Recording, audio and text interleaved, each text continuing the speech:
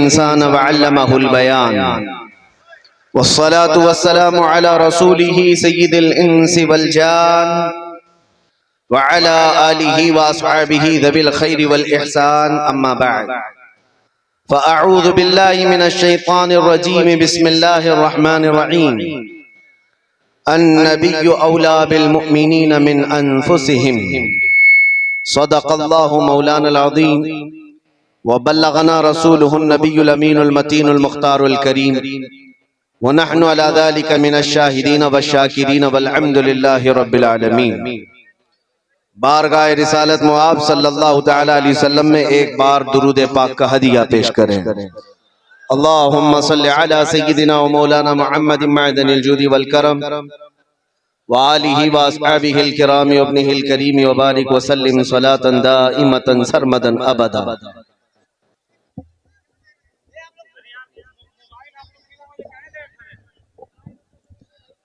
हम ही खड़े हो जाए।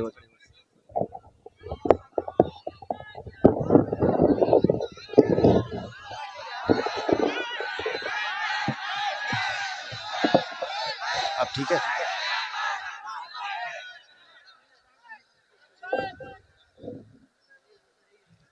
हज़रात मोहतरम, इस अजीम मिंबर नूर पर उम्मत की अबकरी शख्सियतें मौजूद हैं। खुसूसियत के साथ रौनक इजलास शहजादा सदरुल शरिया हज़रत अल्लामा फिदाउल मुस्तफ़ा साहब क़िबला अदामल्लाहु इक़बालहु, आले रसूल हज़रतुल अल्लाम सैयद नईम अशरफ साहब क़िबला अदामल्लाहु इक़बालहु और उस्ताजुल उलमा हज़रतुल अल्लाम डॉक्टर आसिम आज़मी साहब क़िबला और हज़रत क़ारी अहमद जमाल साहब क़िबला फ़ख्रुल क़ुर्रा उस्ताजुल क़ुर्रा कस्सरल्लाहु अम्सालहुम, दीगर उलमा अहले सुन्नत यहाँ पर जलवाबार हैं और इन बड़ी शख्सियतों के सामने मैं हाजिर हूँ एक अदना तालिब इल्म की हैसियत से। और कभी मेरे ख्वाबो ख्याल में था नहीं कि मदीनतुल उलमा घोसी जैसे शहर में भी मैं खिताब करूंगा। बस आज हर इलाके के दरमियान खिताब के लिए अगर मैं खड़ा होता हूं तो सिर्फ इतनी निस्बत है, ये नाज ये अंदाज हमारे नहीं होते, झोली में अगर टुकड़े तुम्हारे नहीं होते, या रसूल अल्लाह जब तक के मदीने से इशारे नहीं होते रोशन मेरी किस्मत के सितारे नहीं होते। बेदाम ही बिक जाइए बाजारे नबी में, बेदाम ही बिक जाइए बाजारे नबी में, इस शान के सौदे में खसारे नहीं होते। अजीज़ान गिराम वक़ार, घोसी तो ये दूसरा बरेली है जहां इल्म और उलमा हर सू नजर आता है, हर सू नजर आते हैं। और इस अजीम शहर को निस्बत हासिल है हज़रत खलीफा आला हज़रत सदरुल शरिया बदरुल तरीक़ा रज़ियल्लाहु ताला अन्हु की ज़ात गिरामी से। और उनके जमाने में भी घोसी उनके नाम से मशहूर रहा, अपनों में भी और गैरों में भी। और आज के दौर में हम जैसे छोटों के लिए घोसी आज भी मदीनतुल उलमा है। खुसूसियत के साथ मुहद्दिस कबीर शहजादा सदरुल शरिया अल्लामा ज़ियाउल मुस्तफ़ा साहब क़िबला अदामल्लाहु इक़बालहु अतालल्लाहु उम्रहु, आपके नामे नामी से हम बचपन से घोसी का नाम सुनते आए हैं। आज पहली बार आपके सामने हाजिरी है। बस आप हजरात में से अक्सर जिन्होंने मुझे सुना होगा या कहीं से किसी और से सुना होगा तो उन्हें मालूम होना चाहिए हमारी जिंदगी का सिर्फ एक ही उन्वान है, हमारी जिंदगी का एक ही मकसद है। इस मिंबर से कई तलबा के सरों पर दस्तार बांधी गई, इन्हें इल्म की दस्तार दी गई है ये हाफिज कुरान हुए हैं, कारी कुरान हुए हैं, लेकिन मेरे अजीजों हकीकत में ये दस्तार का माना ये है कि इनके सरों पर उम्मत मुस्तफ़ा की निगहबानी का जिम्मा रखा गया है कि आप ये उम्मत के सामने आए और पीर बन करके नहीं बल्कि मेरे मुस्तफ़ा के सिपाही बन करके उतरे। आज जरूरत है हर आलिम दीन जो किसी दारुल उलूम से फारिग होकर आ रहा है वो उम्मत के दरमियान आए। उम्मत आज टकटकी बांध करके इंतजार कर रही है कब हमारी जमात में सलाहुद्दीन आएगा। आज इंतजार में है कब हमारी जमात में टीपू सुल्तान आएगा। बस ये काम उलमा का है, वो इस बेड़े को संभालें और उतर आए। मैं अपनी तकरीर का उन्वान आप में से अक्सर को अगर मालूम है तो फिर मैं दोहरा देता हूं। हमारा उन्वान सिर्फ यही है, या रसूल अल्लाह है जो जिंदगानी बाकी ये इरादा कर लिया है जो जिंदगानी बाकी ये इरादा कर लिया है, तेरे मुनकिरों से आका मैं मरूंगा लड़ते लड़ते, तेरे मुनकिरों से आका मैं मरूंगा लड़ते लड़ते। और मेरा इंट्रोडक्शन और मेरा तारुफ नाज़िम इजलास अपने अपने अल्फाज में करा रहे थे, वरना मैं अपने अल्फाज में अगर अर्ज करूं तो मेरा तारुफ सिर्फ इतना ही है, या रसूल अल्लाह तेरे इश्क की बदौलत मुझे जिंदगी मिली है, तेरे इश्क की बदौलत मुझे जिंदगी मिली है, मेरी बात बन गई है तेरी बात करते करते, मेरी बात बन गई है तेरी बात करते करते। याद रखो मेरे अजीजों, जिंदगी का ये अहम उन्वान है नबी करीम सल्लल्लाहु तआला अलैहि वसल्लम की इज्जत की हिफाजत, रसूल करीम सल्लल्लाहु तआला अलैहि वसल्लम के नाम पाक की हिफाजत। आज हर जगह आला हजरत कहते हैं। क्या है आला हजरत का मिशन? पूरी जिंदगी नामे मुस्तफा की हिफाजत।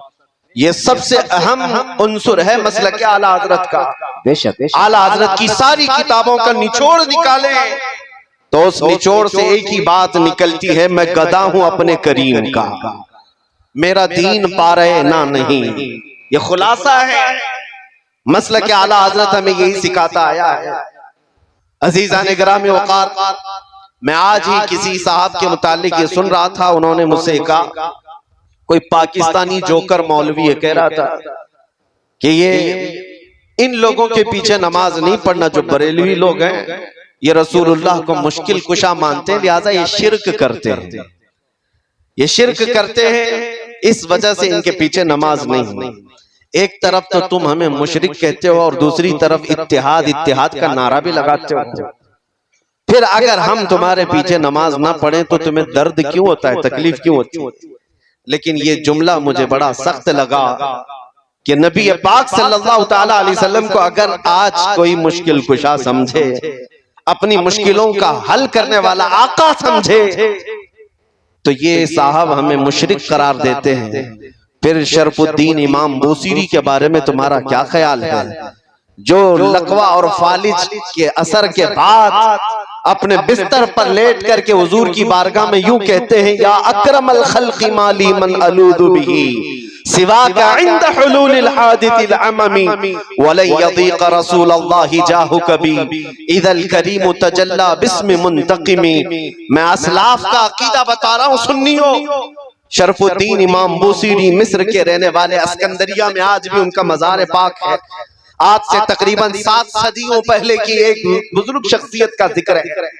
उनके जिस्म पर जब फालिज का असर हो गया, पैरालाइज, जानते हैं फालिज का असर जब हो जाए तो इंसान चलने फिरने से भी आजिज हो जाए, उठ फिर नहीं सकता। इलाज बहुत कराया हकीमों से, शिफाया भी नहीं मिली। फिर आखिर में शरफुद्दीन बूसीरी ने कसीदा लिखना शुरू किया, मौला या सल्ली व सल्लिम दाइमन अबदा। ये कसीदा आज पूरी दुनिया में मशहूर है। इसके 2 शेर आज भी हुजूर की जालियों के दरवाजे पर भी लिखे हुए मौजूद हैं। हुवल हबीबुल लज़ी तुरजा शफाअतुहु लिकुल्लि हौलिन मिनल अहवालि मुक्तहिमी। 170 अशआर लिखे रोते रोते, और उसके बाद जब नींद लग गई, आंखें बंद हुई, तो रात अजीम रात थी कि सरवरे कायनात ख्वाब में तशरीफ लाते हैं। ताजदार मदीना सल्लल्लाहु ताला अलैहि वसल्लम तशरीफ लाते हैं और पूछते हैं शरफुद्दीन तुझे क्या हुआ? रोते हुए ख्वाब में अर्ज किया कि आका मुझे फालिज का असर हुआ, अब चलने फिरने से आजिज हो गया हूँ, बिस्तर पर रहता हूँ और लोगों ने भी साथ छोड़ दिया है। नबी करीम सल्लल्लाहु ताला अलैहि वसल्लम ने इरशाद फरमाया, शरफुद्दीन बूसीरी तूने जो कसीदा हमारी शान में लिखा वो हमें भी तो सुनाओ। उन्होंने अपना कसीदा लिखा था, लेकिन जो पहला शेर है, पहला मिसरा, उसका एक ही मिसरा उनसे बन पाया था, दूसरा मिसरा नहीं बना था। मौला यसल्ली वसल्लिम दाइमन अबदा, बस इतना ही मिसरा बना था, दूसरा नहीं था। वो ख्वाब में मेरे आका को सुनाते रहे, मौला यसल्ली वसल्लिम दाइमन अबदा, रुक जाते। नबी पाक ने इरशाद फरमाया, बूसीरी इसका अगला मिसरा मेरी जानिब से है, अला हबीबी का खैरिल खल्क़ि कुल्लिहिम। और उसके बाद उनके जिस्म पर अपना हाथ फेरा और रात को अपनी एक चादर उठाकर शरफुद्दीन बूसीरी को अता किया। ख्वाब की बात है, ख्वाब की बात है। और नबी करीम सल्लल्लाहु ताला अलैहि वसल्लम की वफात के 700 साल बाद का वाकया है। हुजूर के पर्दा फरमाने के 700 साल बाद का वाकया है। शरफुद्दीन बूसीरी कहते हैं, सुबह जब मेरी आंख खुली पूरे घर में एक अजीब सी खुशबू महक रही थी, और जब मैं उठने की कोशिश किया तो देखा न मेरे हाथ में फालिज है, न पैर में फालिज है, जिस्म सही सलामत है। ख्वाब की बात ख्वाब होती है, लेकिन शरफुद्दीन बूसीरी कहते हैं मेरा जिस्म भी सलामत था, और फिर मैं गौर से देखता हूं तो मेरे बिस्तर पर रात को अता की हुई मेरे मुस्तफा की चादर भी मौजूद थी। 700 साल बाद वो नबी मुश्किल कुशाई करते हैं। यही बुजुर्गों का अकीदा लेकर के बरेली के इमाम ने हमें अकीदा दिया था, उनके अपने पेट से लाया हुआ अकीदा नहीं है। बरेली का अकीदा वही है जो सहाबा का अकीदा था। एक सहाबिया अपने बेटे को लेकर के आई बारगाह मुस्तफा में, कहा या रसूल अल्लाह ये बोलता नहीं है, ये गूंगा है, बचपन से नहीं बोलता, इसके लिए कुछ फरमाए। 8 साल का हो गया, बोलने की ताकत नहीं है, अब दवा क्या की जाए? जिसकी जुबान चलती ही ना हो, पैदाइशी बोलता ना हो। नबी पाक के पास जब वो खातून आई, मेरे अजीजों आज उन लोगों से पूछो वो खातून क्यों रसूलुल्लाह के पास गई? अरे जुबान देना तो अल्लाह का काम है, कुव्वत गोयाई अल्लाह बख्शता है। सहाबिया तो मुस्तफा के दरबार में आई है ये अकीदा देने के लिए, देता अल्लाह ही है, दरवाजा मुस्तफा का होता है, क्योंकि मेरे आका ने फरमाया है इन्नमा अना कासिमुन वल्लाहु युअती, अल्लाह देता है और मैं तकसीम करता हूँ। वो सहाबिया करीब आई हुजूर पाक सल्लल्लाहु अलैहि वसल्लम के पास अपना बेटा लेकर के, हुजूर ने क्या इलाज फरमाया? नबी करीम सल्लल्लाहु ताला अलैहि वसल्लम ने क्या इलाज फरमाया? कुछ नहीं, उस छोटे से नन्हे से बच्चे को करीब बुलाया और पूछा उस बच्चे से कि मन अना, बेटे ए लड़के बता मैं कौन हूँ? वो जो पैदाइशी गूंगा था वो बच्चा बोल पड़ा अशहदु अन्नका मुहम्मद रसूलुल्लाह, मैं गवाही देता हूं कि आप मोहम्मद सल्लल्लाहु अलैहि वसल्लम अल्लाह के रसूल हैं। इसी अकीदे को हमारे इमाम ने फरमाया था, कौन देता है देने को मुंह चाहिए, देने वाला है सच्चा हमारा नबी। और बरेली का अकीदा यही है जिसको हम आशिकाने रसूल फॉलो करते हैं। शाफियो नाफी हो तुम, वाफियो काफी हो तुम, दर्द को कर दो दवा तुम पे करोड़ों दुरूद। या रसूल अल्लाह बेहुनरो बेतमीज किसको हुए हैं अजीज, एक तुम्हारे सिवा तुम पे करोड़ों दुरूद। गर्चे है बेहद कसूर तुम हो अफू व गफूर, बख्श दो जुर्मो खता तुम पे करोड़ों दुरूद। खल्क के हाकिम हो तुम, रिज़्क के कासिम हो तुम, जो मिला तुमसे मिला तुम पे करोड़ों दुरूद। अजीज़ान गिरामी वक़ार, आज बात मैं यहाँ से शुरू कर चुका हूँ और आपको ये बताना चाहता हूं कि हमारी जिंदगी का अहम उन्वान है नाम मुस्तफा की इज्जत की हिफाजत। इकबाल ने कहा आबरूए मां ज़नाम मुस्तफा, हम सबकी इज्जत और आबरू मुस्तफा के नाम से वाबस्ता है। हर चे दरी दुनिया बादे मुस्तफा, जो कुछ भी इस दुनिया में है वो मेरे मुस्तफा के बाद है। चाहे वो हमारी माँ हो, हमारा बाप हो, हमारा उस्ताद, हमारा पीर, दुनिया का कोई रिश्ता हो, जो भी होगा वो मेरे मुस्तफा के बाद है। इस अकीदे के साथ आज हमें जीना है। और शायद आज लोगों में इसी बात को लेकर के कुछ कमजोरियां आई हैं। आज जो दुनिया में हमारी आजमाइशों का दौर चल रहा है, खुसूसियत के साथ हमारे इस मुल्क में देखना, हमारे हजारों मसाइल हैं, लेकिन सबसे ज्यादा छेड़खानी जिस मसले से होती है वो नामूसे रिसालत का मसला है, मेरे मुस्तफा की इज्जत का मसला है। उसकी वजह यह है कि ये जालिम जानते हैं मुसलमान के लिए जान से भी बढ़कर के कोई चीज है तो नबी पाक की इज्जत का मसला। और इस पर अगर मुसलमानों में ठंडी देखने को मिली, अगर मुसलमानों के दरमियान खामोशी देखने को मिली, तो दुनिया ये समझ जाती है कि अब ये कौम मुर्दा हो चुकी है, इनके अंदर अब जिंदगी बाकी नहीं रह गई। ये फिर हमारा चीर फाड़ और ऑपरेशन शुरू कर देते हैं। लेकिन आज भी मुझे ये एहसास है, मैं आपको एक मिसाल के जरिए से बताऊं। एक डॉक्टर जब ऑपरेशन थिएटर में किसी को ले जाता है, इंजेक्शन देता है, सुन होने का, बेहोशी का इंजेक्शन देता है, या गोली के जरिए से या दवा के जरिए से बेहोश करे। अब बंदा बेहोश हुआ है या नहीं कैसे पहचाना जाए? उसको चूंटी काट करके देखो, कैंची मार करके देखो, या उसका कान खींच करके देखो। अगर हरकत नहीं कर रहा है इसका मतलब है बेहोश हो गया है। हमारा चूंटी काटना उसको पता नहीं चल पा रहा, हमारा उसे हिलाना पता नहीं चल पा रहा है, इसका मतलब है बेहोश हो गया है। अब उसके बाद दूसरा प्रोग्राम शुरू होता है, काटो इसको, फाड़ो, चीरो, जो कुछ करना है करो, जब बेहोश हो गया। इसी तरह से इन जालिमों ने उम्मत मुस्तफा को बेहोश करने के लिए कई सालों से एक प्लान चला रखा है। मुसलसल तुम्हें दुनियावी अय्याशियों में इस तरह मुब्तला कर रखा है कि हमारी कौम में सबसे ज्यादा नशे को तकसीम कर रखा है। हर जगह, हर मोहल्ला हमारा नशा से लबरेज है। हमारे नौजवानों में एडिक्शन, खास तौर पर कई खतरनाक किस्म के नशों में मुब्तला है। पूरे हिंदुस्तान की बात कर रहा हूं, तुम्हें नशा दे दे करके सुन किया जा रहा था। और इस नशा से अगर पागल नहीं हुआ, जो हेरोइन है, कोकेन है, अफीम है, चरस, गांजा, भंग, तो फिर दूसरा नशा इंटरनेट का दिया गया। इंटरनेट का भी एक नशा है जिसके जरिए से तुम्हारी हालत ऐसी है कि 5 मिनट मोबाइल को छोड़े नहीं रह सकते। सोशल साइट्स पर आज एक सर्वे के मुताबिक 24 घंटों में से कुछ लोग 18 घंटे इस्तेमाल करते हैं। इसका मतलब हुआ कि पूरा सोने के अलावा सारा काम तुम्हारा मोबाइल पे। ये नशा है और छूटने वाला नहीं है जल्दी। ये नशा क्यों दिया गया कि तुम आरी हो जाओ, तुम सब के सब ऐसे बेहोश हो जाओ कि अब तुम्हें किसी बात का एहसास ना हो। अब ट्रायल का वक्त आया, 10 साल से नशा दिया जाने लगा। अब चेक करने का वक्त है कि देखा जाए कि बेहोश है या होश में।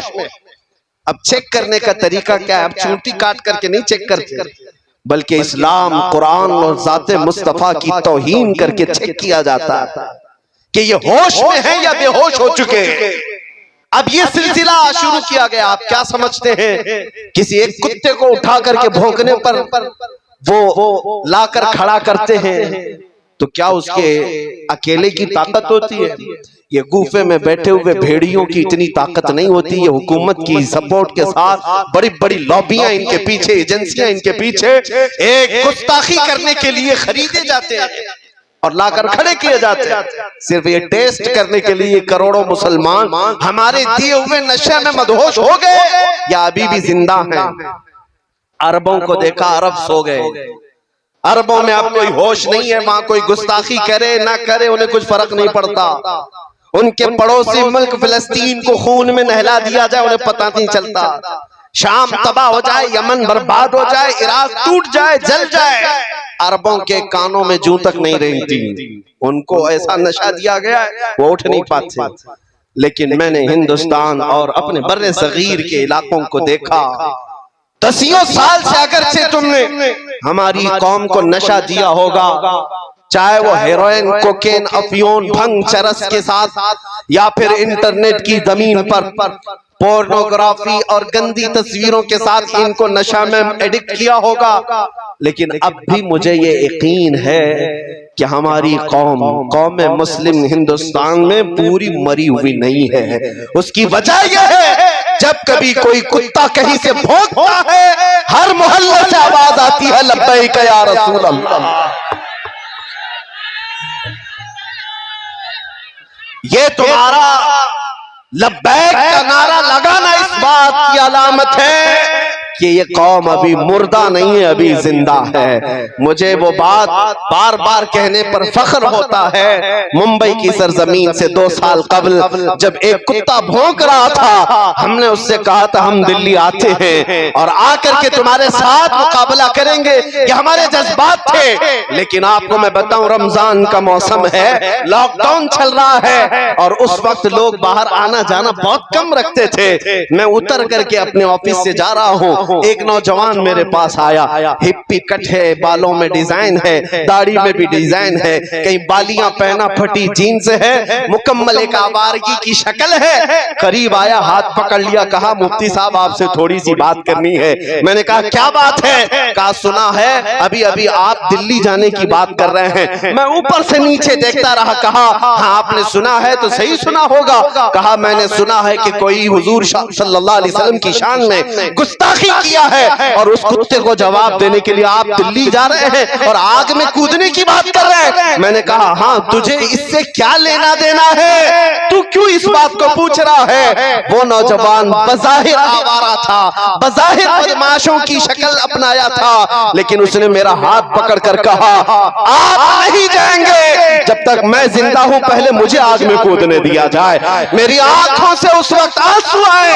बारगाहे मुस्तफा में मैंने यही अर्ज किया था, या रसूल अल्लाह आपकी उम्मत गुनहगार तो हो गई लेकिन गद्दार नहीं है।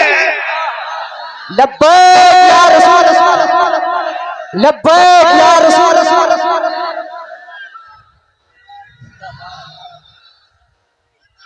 या रसूल, लब्बैक या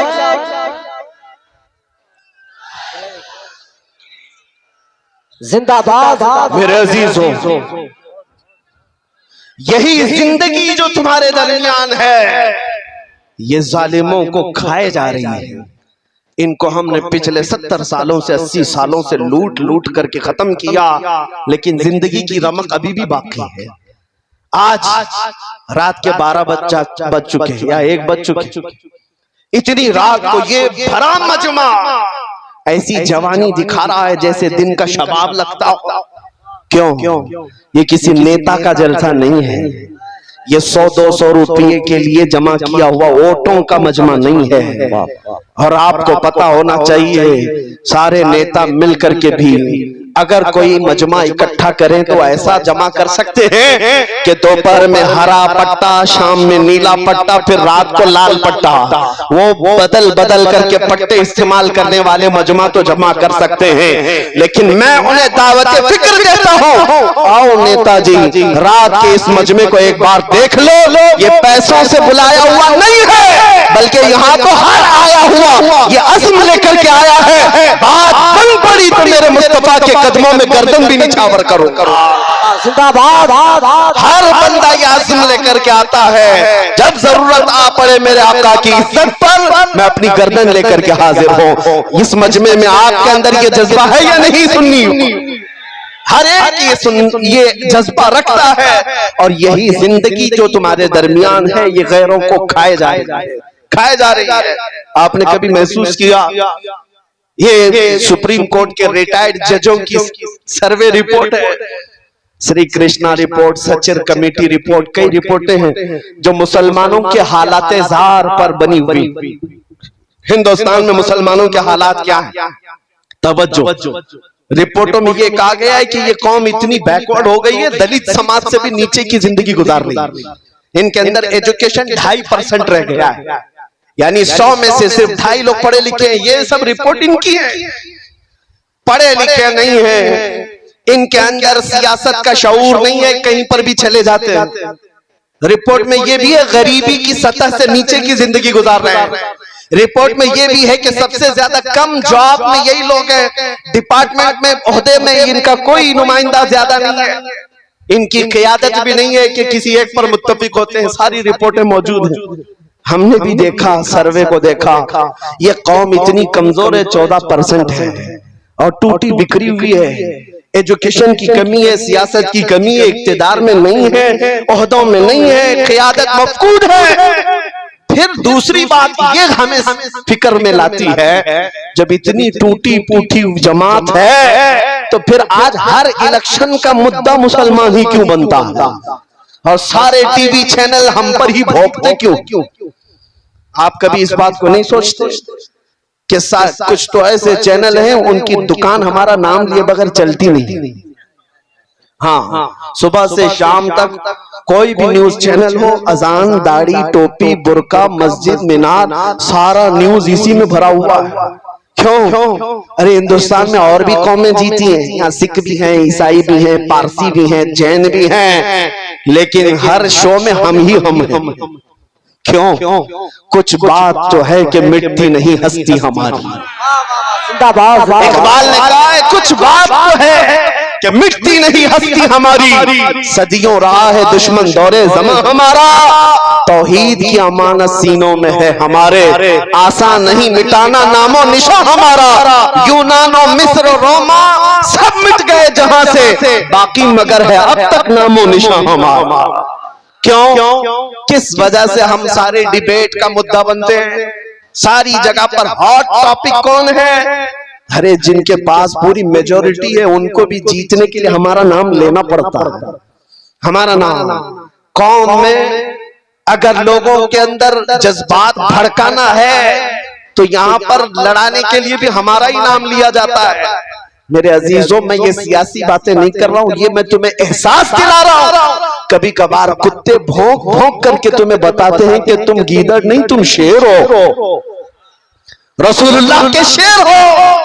तुमने अपनी हैसियतें भुला दी, तुमने अपने अक़दार को महसूस नहीं किया।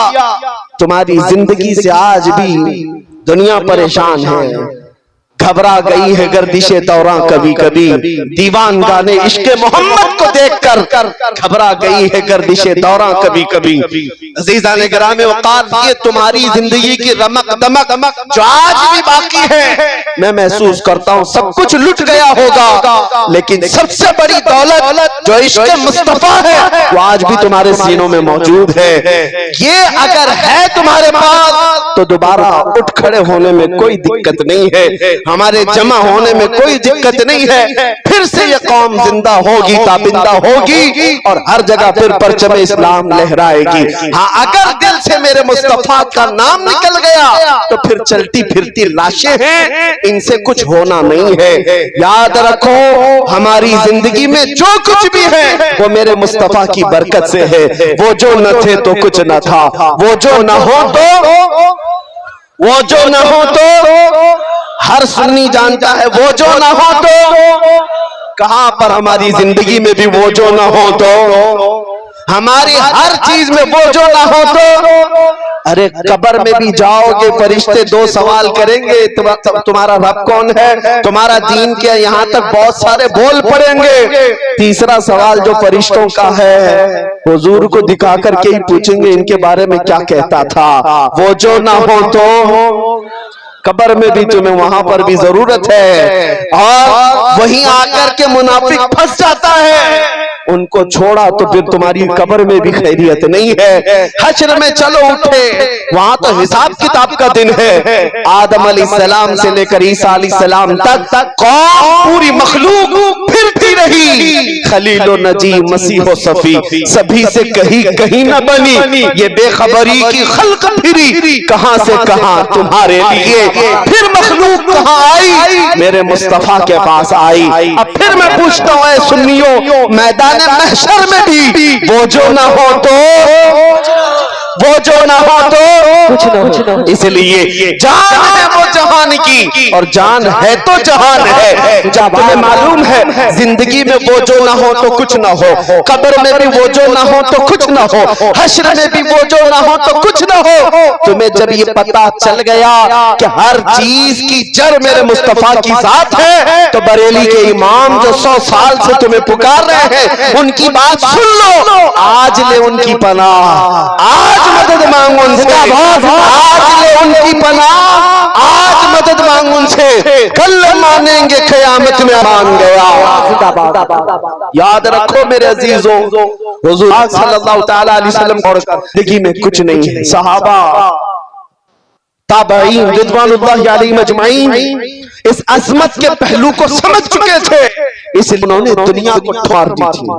जानते हैं उनके नजदीक किसी भी चीज की अहमियत नहीं थी।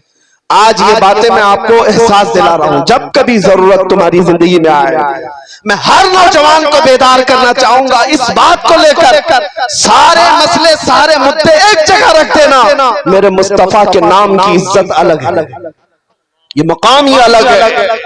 और अगर तुमने फिक्र किया तो अल्लाह ताला तुम्हारे सारे मसाइल को यूं ही हल फरमाए, बेशक सारे मसाइल यूं ही हल हो जाएं। आज लोग बैठक करते हैं, मीटिंग